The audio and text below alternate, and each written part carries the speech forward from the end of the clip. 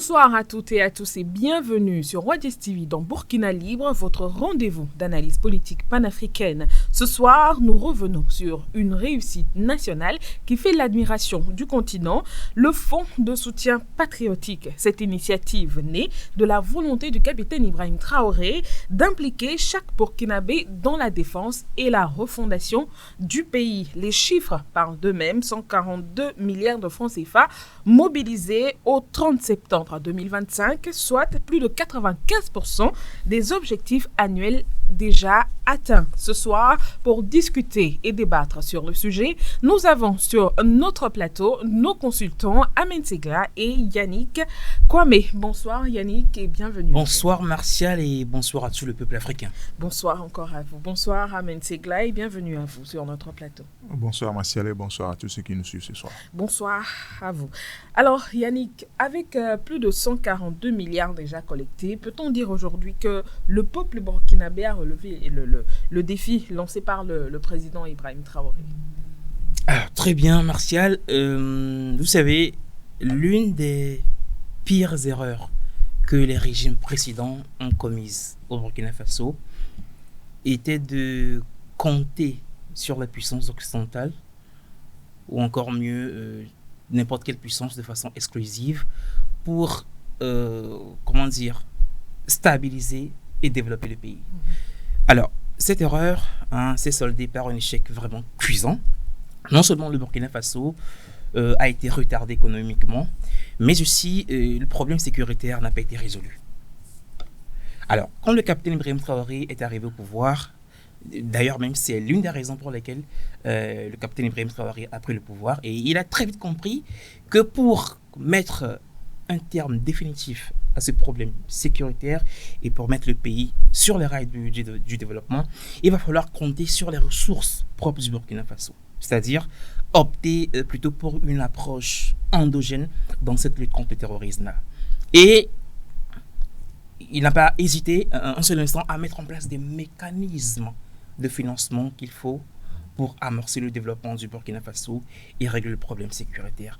Et alors, il est arrivé en septembre 2022, octobre, novembre, décembre. 3 ou 4 mois après sa prise de fonction, il a mis en place ce fonds de soutien patriotique. Alors, le fonds de soutien patriotique, c'est quoi?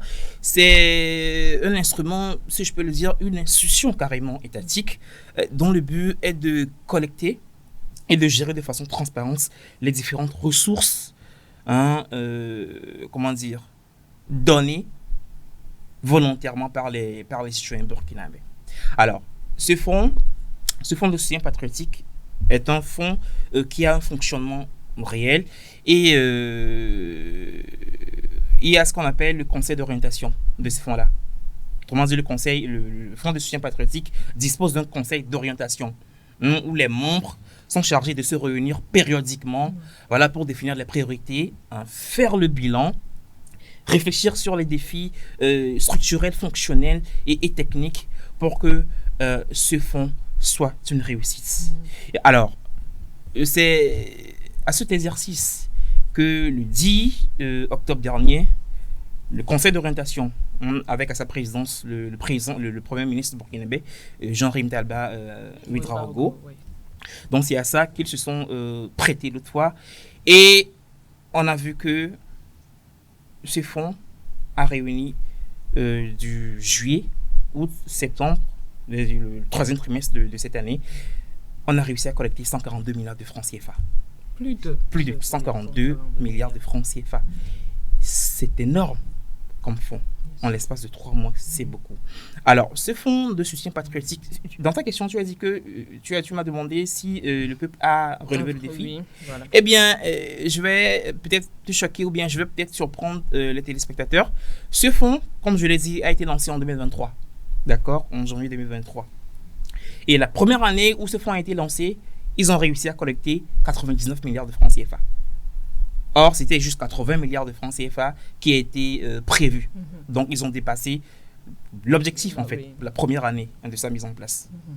L'année qui a suivi, en 2024, ils ont réussi à collecter 175 milliards de francs CFA sur 150 milliards de francs CFA prévus. Et cette année, l'année n'est pas encore terminée.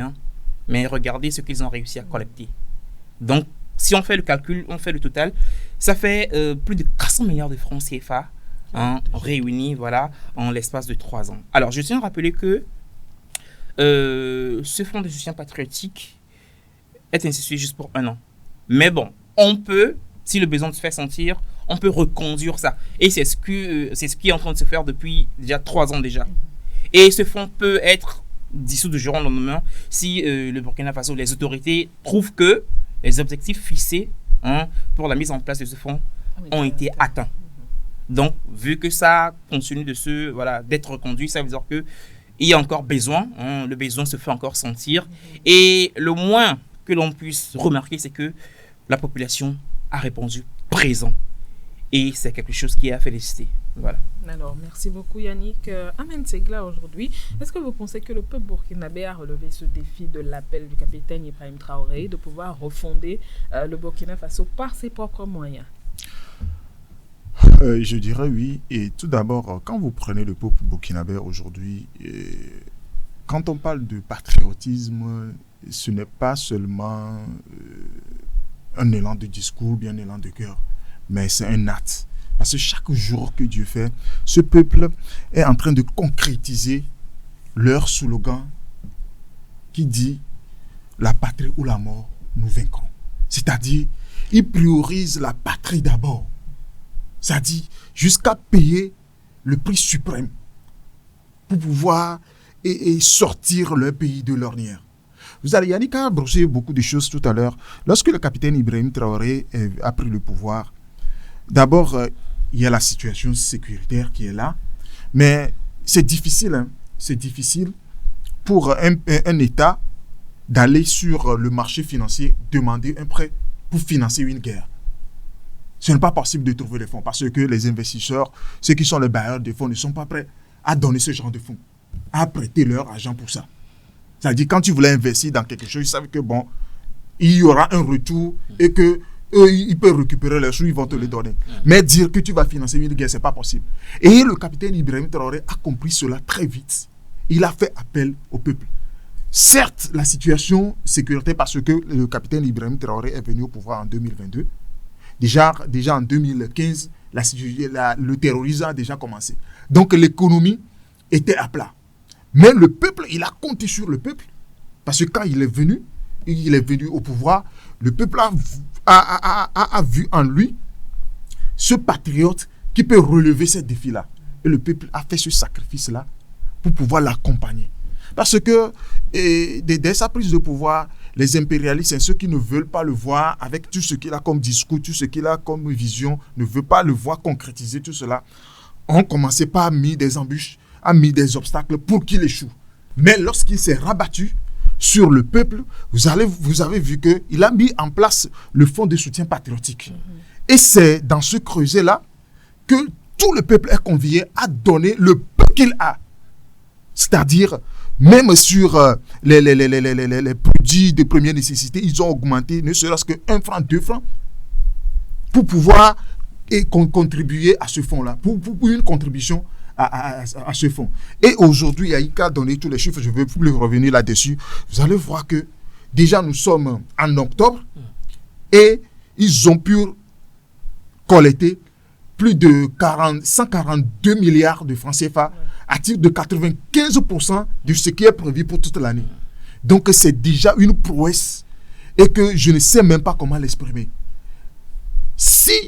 En fait, vous allez voir que aujourd'hui, tous les présidents qui comptent sur l'extérieur au lieu de compter sur son peuple ont toujours flanché.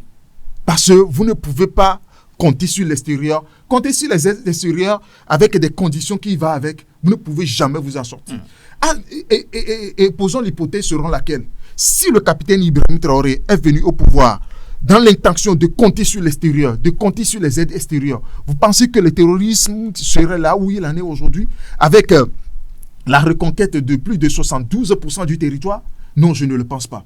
C'est parce que il s'est adossé à son peuple, il a compté partout, à chaque fois que l'occasion lui est donnée de s'exprimer, il compte toujours sur le peuple. Un gouverneur qui compte sur son peuple, vous allez voir que le peuple ne va jamais le laisser. Et c'est ce que le peuple burkinabé est en train de nous montrer. Aujourd'hui, quand vous prenez tout ce qui a été recordé pour répondre concrètement à ta question, c'est déjà une grande prouesse que le peuple burkinabé a réalisé en matière, ne serait-ce que sur ce volet de fonds patriotiques. Ça a été quelque chose à saluer et nous les encourageons à le faire. Au-delà des chiffres, que révèle cet élan de contribution volontaire du peuple sur l'état d'esprit du peuple burkinabé? Aujourd'hui, est-ce qu'on peut dire que nous sommes face à une nouvelle conscience nationale du peuple burkinabé? Oui, parce que nouvelle conscience du peuple burkinabé, le peuple burkinabé est toujours conscient. Mais quand les dirigeants n'arrivent pas à donner des orientations à suivre, le peuple est là, recroquevillé sur lui-même et il attend. C'est-à-dire qu'il faut des chefs d'État, c'est-à-dire des dirigeants visionnaires pour pouvoir donner des orientations qu'il faut pour que le peuple arrive à le suivre. Quand le peuple sait que tout ce qu'il va donner comme fonds serait utilisé à bon escient, mais pourquoi ne pas le faire? Du moment où tout le monde, tous les Burkinabés, ne serait-ce que, en fait, l'entièreté de la nation, c'est qu'ils sont dans une situation sécuritaire et qu'il faut des fonds pour pouvoir financer cette guerre. Ils vont le faire. Mais c'est parce que par le passé, il n'y a pas de chefs d'État qui ont cette vision d'avoir le peuple comme allié pour pouvoir vaincre un certain nombre de défis. C'est pourquoi le peuple est là et est en train de les regarder. Et ça a donné ce que ça a donné avant l'arrivée du capitaine Ibrahim Traoré. Et quand le capitaine est venu, il a dit que aucun pays ne peut se gouverner sans sa population. Quand vous n'avez pas la confiance de la population, vous pouvez beau faire tout ce que vous avez appris peut-être dans les grandes écoles, vous ne pouvez pas s'en sortir. Et ça a montré ses preuves dans beaucoup de pays. Et aujourd'hui, le capitaine, il est venu, mais il n'est pas un politicien, il n'a pas un technocrate. Mais avec la vision qu'il a, il s'est fait entourer des gens qui ont cette même vision. Et puis, ils ont lancé le peuple. Ils ont lancé la conscience collective de ce peuple-là. Il les a orientés vers l'essentiel, c'est ce que j'allais dire, l'essentiel même de la chose. Et puis, le peuple a compris que vraiment, c'est à cela que nous devons convier tous nos efforts. Et ça a donné ce que ça a donné aujourd'hui. Je ne sais pas si vous voyez. Alors, quand vous prenez tout ce qui a été collecté, quand je reviens sur le fond, quand il n'y a pas la traçabilité, quand il n'y a pas la transparence dans la gestion des choses, vous allez voir qu'à un moment donné, le peuple va se désolidariser. Parce que la Nike vient de le dire tout à l'heure, ce fonds a été voté en 2023. Et dans un premier temps, c'était juste pour une année. Mais du moment où les besoins se fait sentir encore, ils ont reconduit ça en 2024 et en cette année 2025. On ne sait pas si peut-être en 2026, ça va être encore reconduit. Mais bon, je ne pense pas que le peuple burkinabé est fatigué par rapport à la contribution de ces fonds. Parce que à chaque fois, à chaque trimestre ou bien à chaque semestre, il y a une reddition de comptes qui se fait. Parce qu'il y a une commission mise en place qui fait la reddition des comptes et à chaque fois que ça évolue, il dit que ce que nous avons collecté de tel moment à tel moment, voilà ce que ça a servi. Et ça, le peuple est satisfait dans tout ce qui se fait en matière de traçabilité. Alors Yannick, aujourd'hui, au-delà des chiffres que révèle cet élan de contribution volontaire, est-ce que vous pensez qu'aujourd'hui on fait face à une nouvelle conscience nationale au sein du peuple burkinabé? Alors, comme Amel vient de le dire, on ne peut pas parler de nouvelle conscience du peuple burkinabé. Parce que le peuple burkinabé, il a toujours été digne. Le peuple burkinabé a toujours montré son amour pour sa patrie. C'est un peuple qui a toujours été prêt à faire des sacrifices pour sortir son pays de l'ornière. Et c'est qu'il n'a juste pas eu l'occasion, d'accord, d'avoir les bons dirigeants qu'il faut, capables d'implémenter les mesures pour aider le pays. Depuis le président Thomas Sankara qu'ils ont assassiné, il n'y a plus ce dirigeant avec cette fibre patriotique. Donc, je crois que le peuple sait suffisamment à quoi s'attendre, raison pour laquelle il a répondu présent à cet appel du fonds patriotique, du fonds de soutien patriotique. Et les chiffres que nous avons vus, ces chiffres témoignent parfaitement l'adhésion totale du peuple au projet politique initié par le gouvernement burkinabé, avec à sa tête le capitaine Ibrahim Traoré. Aujourd'hui, on parle de révolution progressive et populaire au Burkina Faso. C'est pour respecter l'héritage, ou même pour perpétuer l'héritage laissé par le président Thomas Sankara. Et je crois que le peuple est suffisamment conscient de cela. D'accord? Et je parlais tout à l'heure du fait que le président Ibrahim Traoré, il a appris de l'erreur commise par sa prédécesseur. Et je crois qu'il n'est pas le seul. Le peuple également. Le peuple est au courant de cette erreur monumentale qu'ont commis les anciens dirigeants. Et ils sont prêts à rectifier le tir et à soutenir, à accompagner le capitaine Ibrahim Traoré dans son élan souverainiste. Et aujourd'hui, nous parlons de souveraineté nationale, de souveraineté au Burkina Faso. Et le peuple sait que quand on parle de souveraineté, eh bien, ça ne sert à rien d'aller encore recourir au fond d'autrui. Il faut soi-même mettre en place, oui, il faut soi-même mettre ses propres moyens à contribution, exactement, mais ses propres moyens à contribution, pour réaliser les différents projets et du pays. La population burkinabé, elle est vraiment à féliciter pour cela. Et c'est un peuple, je peux le dire, je vais continuer par le dire, c'est un peuple résilient et ce n'est pas un secret pour personne, tout le monde le sait. Voilà. Alors, sur le plan stratégique, en quoi ce fonds renforce-t-il la capacité opérationnelle des forces de défense et de sécurité, des volontaires de défense pour la patrie, et surtout qu'on sait que c'est au VDP que profite vraiment ce fonds-là? C'est à ces vaillants soldats que le fonds de soutien patriotique est destiné. Alors, les VDP, ce sont qui? Ce sont des civils, ce ne sont pas des militaires de profession, il faut le préciser. Ce sont des milices, des civils, d'accord, qui se sont dit, pourquoi ne pas mettre à contribution cette détermination-là que j'ai pour la protection de mon pays? Pourquoi ne pas mettre à contribution cette force que j'ai pour défendre mon pays? Donc, ce sont des personnes qui se sont engagées pour aller au front, de se sacrifier pour défendre leur pays. Et ce n'est pas parce qu'ils se sont engagés qu'il faut les laisser comme ça à mourir. Eh bien, ce sont des personnes qu'il faut entretenir. Ce sont des personnes qui ont un contrat avec l'État.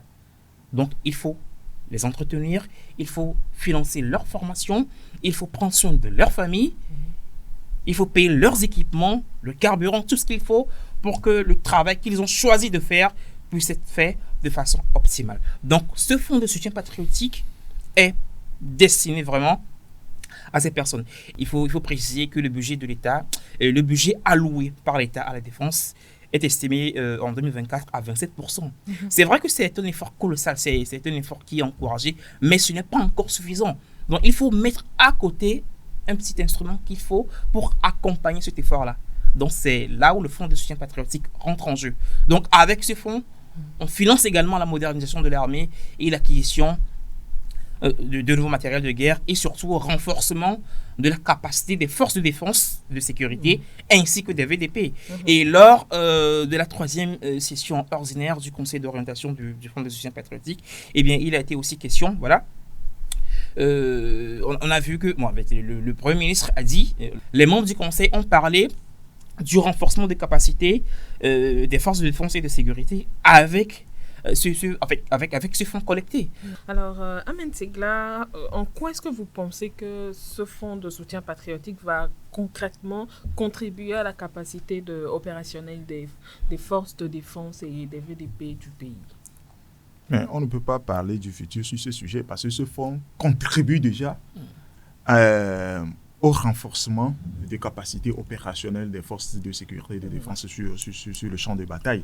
Yannick vient de le dire tout à l'heure, quand vous voyez tout ce qui a été fait comme acquisition de matériel de guerre, équipement logistique et tout, malgré dans le budget de l'État, il y a une partie qui est allouée à la défense, mais avant la situation sécuritaire, le gouvernement a jugé bon de mettre à côté ce fonds-là pour pouvoir soutenir cette guerre-là. Vous allez voir que les VDP ne font pas partie directement du budget de l'État. Mais il va falloir mettre en place ce fonds pour pouvoir les accompagner, parce qu'il va améliorer leurs conditions, parce que il y a les VDP étaient là avant, mais leurs conditions n'étaient pas aussi claires. Mais avec l'arrivée du capitaine Ibrahim Traoré, il voulait donner un statut à ce corps-là pour pouvoir les accompagner et les encourager. Parce qu'il y a aussi un volet que nous oublions très souvent. Il y a aussi les martyrs, les familles des martyrs qui sont là. Parce qu'il faut les accompagner eux aussi. Ceux qui sont tombés sur le champ de bataille, les familles, ceux qu'ils ont laissés derrière, il faut les accompagner. Donc l'État a cette obligation de les accompagner aussi. Et c'est grâce à ce fonds-là. Donc, la mise en place de ce fonds, ça a été une initiative vraiment réfléchie et cela a contribué à beaucoup de choses. Et si nous parlons aujourd'hui de la reconquête de 72% du territoire, et c'est en partie grâce à ce fonds. Alors, aujourd'hui, au Burkina Faso, on ne peut pas parler d'économie sans forcément mentionner le docteur Boubacar Nakanabo. Comment est-ce qu'on peut expliquer la rigueur et la transparence observées dans la gestion de ce fonds-là? Alors, le docteur Aboubacar, il est le ministre des Finances. Oui. Mais, à ce que je sache, ce fonds n'est pas sur sa responsabilité, en fait. Mais je vais arriver là où sa vision a contribué. Ce fonds a été mis sous la primature, c'est-à-dire c'est le Premier ministre qui gère, avec une commission mise en place spécialement, qui gère ce fonds.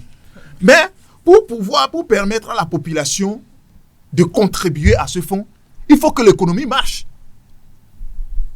C'est-à-dire, pour fixer ce qui doit être prélevé sur chaque produit, c'est là où est rentré en jeu l'apport du ministre de l'économie.